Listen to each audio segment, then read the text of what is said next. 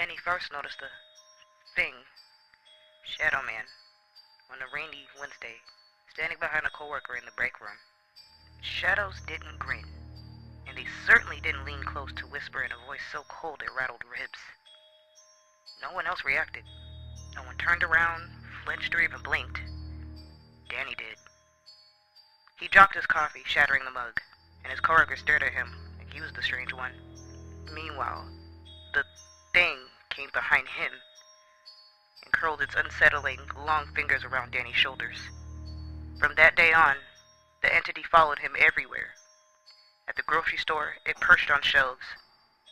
At home, it crouched behind doors. And in crowded places, it pressed its face against Danny's, laughing, talking, and only Danny could hear. Tell them. It hissed. Go ahead and tell them who and what I am.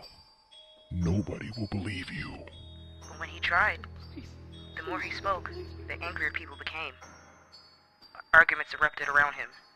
Friendships splintered, neighbors shouted, accidents happened.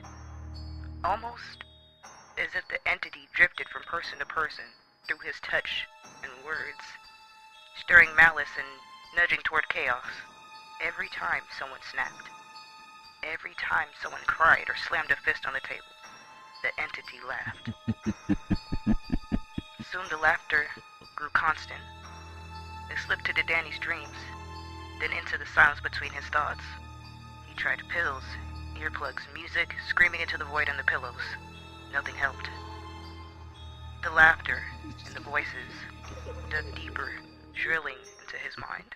The entity eventually grew bored and decided to finally mess with Danny to a point of insanity.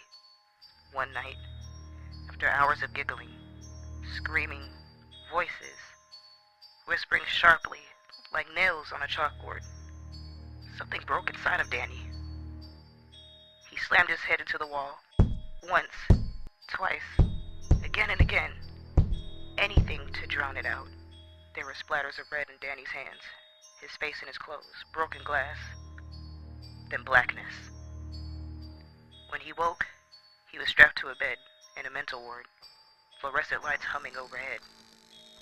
His head throbbed, but for the first time in months, the room felt quiet. Danny took a deep breath and smiled. The nurses entered the room, greeting him, told him that he had found salvation, and the hallucinations would cease. He said a few more comforting words, changed his dressings, and gave him some medication, then eventually left to go check on the other patients. As Danny laid, staring at the ceiling, he felt something cold and familiar that curled up beside him. So you finally told them. You finally found your home, where you belong. The entity crooned. Something inside of Danny began to loosen. He laughed, softly at first, then louder, more maniacal. The entity's laugh braided with his until they were both indistinguishable. Down the hallway, another patient laughed, the same laugh, then another, and another. One by one, the laughter spread throughout the whole ward, crescendoing into a horrific chorus. The entity's voice threaded through all of them, like a puppeteer pulling strings. Danny froze in mid-laugh.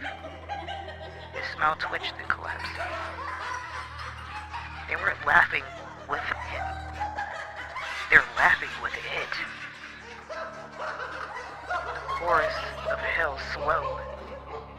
He realized a horrible truth.